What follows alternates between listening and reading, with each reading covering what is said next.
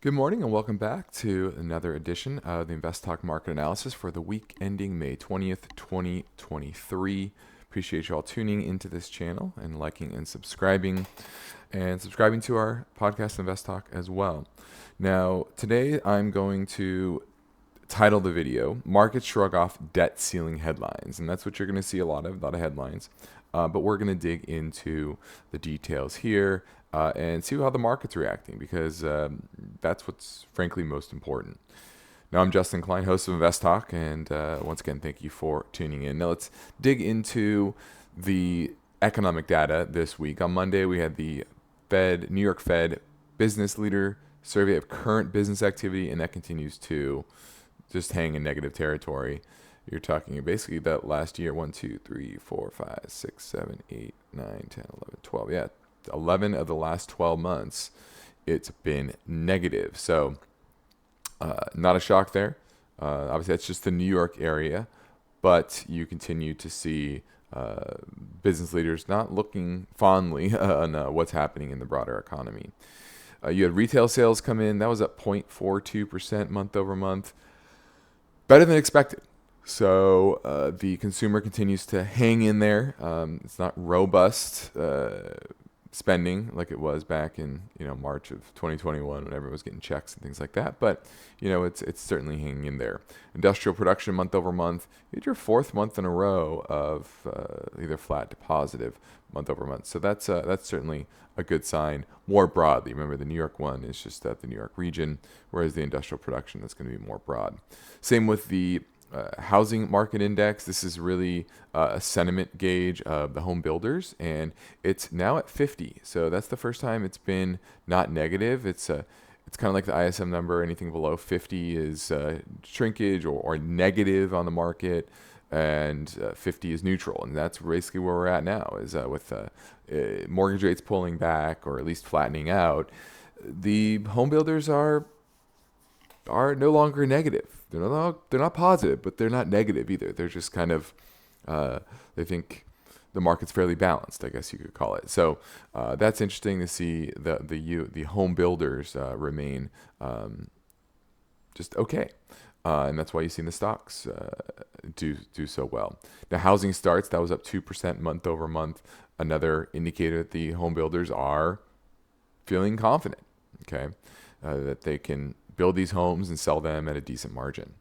And that's really what you see is margins coming back down to long-term averages, which is fine.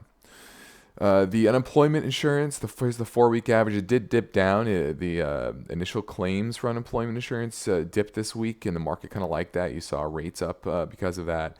But ultimately, this is still an uptrend. And if you look at continuous claims, that has pulled back a bit, but still in an uptrend. We'll see if this breaks lower, but you've had over the past month or two kind of a respite in the jobs market where things are not getting worse. Let's just say that. They've been continuing getting worse really since the fall here, right? But that's starting to slow down, which is obviously a good thing for the broader economy. Total non-farm payrolls, job openings, that dipped down as well. I don't love this number because I do think a lot of companies are listing in multiple areas with jobs that are remote, but that was interesting to see that dip down. So what you really get here is a mixed picture. Obviously, you have business leaders fairly negative. You have industrial production dipping up, coming up a bit. You still have employment getting worse, but not in a dramatic way, like having a little bit of strength recently.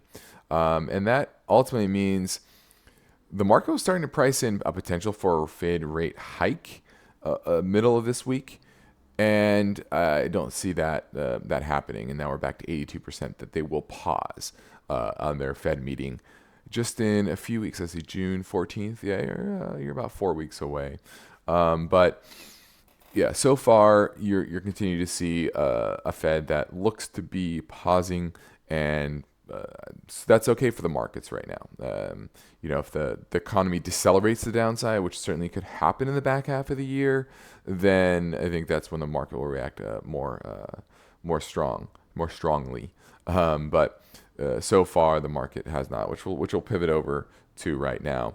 Now we'll start off with the MOVE index. I think this is always important to follow simply because of our debt that we have and the debt ceiling debate. And this moving above 150, as I said before, that's negative. But we stay below that, and that means the treasury market is in order for now. The dollar has strengthened a bit. We'll see if it gets a breakout. Obviously, this is a higher low, right? So this is positive momentum for the dollar. That's obviously going to give the broader commodities. Here's the commodity index, Dow Jones, UBS, that continues in a downtrend as the dollar has strengthened and the economy continues to broadly decelerate. So we'll see if that gets any traction to the upside in commodities. But that's really what you're seeing here is the stronger dollar over the past year plus and the recent strength bringing weakness to the broad commodity index. Now this is very broad, and there's also subsectors which we'll get into. The S&P overall though down 6 points on Friday, but breaking out above this recent resistance level. I was saying this for a while. This is simply a move up and a consolidation for an attacking the next resistance level, which is this 43.14, 43.15 level on the S&P. Move over to the NYSE. That one hasn't gotten as much traction to the upside, so that's something to watch to see if we get above these moving averages. But the S&P looks like it wants to tackle that upside. Now the NASDAQ, that has had the most recent strength, but you are into some resistance here. Okay, right, this 1272 level. If I drag this over, I have to line these up, but let me redo it. I'll redo it so you can learn how to kind of draw these lines. So and a lot of charting tools have these fib retracement. Yeah, so certainly overbought right now on the NASDAQ. And I can see this getting back right to this 13 level, really where we peaked out in August. Would not shock me to see that on the NASDAQ and the S&P. So that's ultimately where we're at on the equity side. We continue to see momentum upwards in the growth side of the market, the tech side of the market, kind of a rebound from what you saw last year where tech was very, very weak. You've kind of seen the inverse so far the first half of this year. And a lot of that has to do with the interest rates pulling back, consolidating. But if you get a breakout to the upside, I don't expect that imminently, say that. That's obviously going to weigh on the growth side of the market. Here is the growth to value spread that's had a continued rally here. But long term, I still think we're in this zone here. Let's go monthly chart, where this is a counter trend rally, right? We've had this double top. You kind of had this blow off top rally in 2020 and 2021, and you've had this retrace. Now, will you get a triple top? I think that's certainly possible. But so far, the resistance would be right here. So we could have a little bit more outperformance near term in the growth side of the market. I'll be interested to see if this holds, and I'll be certainly monitoring that to see if that 618 holds or not.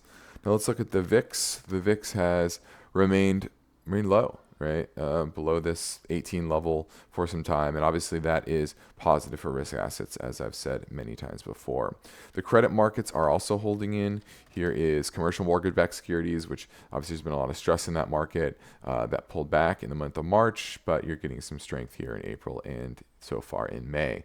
So that's holding in. Same with the junk bond market. Here's HYG to the IF. That remains right, pullback in March, positive here in April and May, and that is that's positive. Once again, that means that credit spreads are tightening. They're not blowing out and expecting some major default cycle in bonds and corporate credit. And as long as that's happening, it means credit is still flowing at a decent clip in the economy. This is a similar one, short-term junk bonds to short-term treasuries. Also, same kind of pattern hanging in there. As long as that remains in an uptrend, at least near term, things should hold up fairly well. The Big news this week was gold pulled back, but nothing too major here. And a nice day on Friday. Nice little reversal candle. The GDX didn't get that move as much. Still had an up day on Friday. Held this 100-day moving average, and we'll see if it gets a decent rebound into next week. A lot will depend on the dollar, right? If the dollar continues with traction on the upside, if the 10-year continues to head higher, that's all going to weigh on gold. And that's why you've seen gold really pull back this week. But it was a little overbought, so I'm not really too concerned here. If you look at the weekly, right, this is still in an uptrend. A pullback, maybe similar to this, would not shock me at all. But as we move closer and closer to a Fed that is being more dovish, then you're going to see upside in gold. And a lot of that will be as the economy continues to kind of weaken. Let's look at some sectors. The energy sector did have a pullback as well, but had a nice few days to end the week. And we'll see if we can hold this level from March. If we can hold this to the upside, I think this is gaining power for that next move higher. And I've been expecting the second half of the year being much better for energy prices. The EAIA came out basically saying the oil being in the 70s is probably not realistic, considering the supply dynamics in the market, a very tight supply market. So I definitely think that there is more upside in the back half of the year. All right. So lastly, let's get to materials.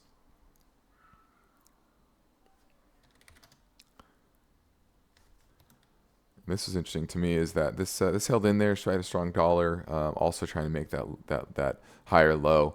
So this pullback period within the banking sector, right, the XLF and that, as well as materials, as well as energy. That's really why you're seeing this outperformance of growth versus value. I think we're going to see that pick up in the back half of the year. And the inflation numbers are going to come down. June, July, that's really you're going to see inflation accelerate downward from 4, I think, into the 2 level. Now, I think longer term, you're going to see inflation stickier, closer to 3 or 4. But because of very restrictive monetary policy, that is bringing inflation down pretty considerably. And we're going to have base effects in the back half of the year. That means inflation will likely come down. The Fed is have room to become more dovish, and I think that's when you're going to start to see weakness in the dollar and strength in commodities. That's my broad expectation. I still think you have a choppy market throughout the balance of the year. Upside near term, going here, right? S&P probably into mid to late summer. And then probably volatility in the fall, and then probably a Santa Claus rally. That's kind of our base case expectation. And that's what this year has been, right? It's been so far fairly choppy. Even if you just go back to the spring of last year, right? The markets really haven't gone anywhere. Here's May, right? Markets are flat. It's just a broad, choppy range. That's really no fun for anybody. People get overly bullish, overly bearish. You obviously got a lot of bearishness here. Right now, I talked on the show about how the sentiment is broadly negative, but not as extreme as the fall. So it makes it difficult for the market to have a very, big downside move when people are still relatively negative on the market. A lot of cash on the sidelines, not high allocation equities to sell. So that's kind of where you're at. And on top of that, something to consider is employment. Talk about employment getting weaker, but it's not bad, right? Employment isn't 5-6%. It's still sub 4. And that means people are still putting money into their 401ks consistently, and that's flow that's going into equities. So so that's kind of where we're at. Short term, neutral to bullish. Medium term, I would say neutral. And then longer term, as long as the Fed doesn't get too crazy and we continue to not be too fiscally tight. I think there's more upside to equities long term. But obviously a challenging, interesting environment that we're in right now, especially with the recent headlines. So that's where we're at. I appreciate you all tuning in for this week. A reminder, the contents of this video are for educational purposes only, should not be construed as a recommendation to buy or sell security or to participate in investment strategy. The views are my own and do not represent those of KP Financial or those associated. I hope you have a wonderful weekend.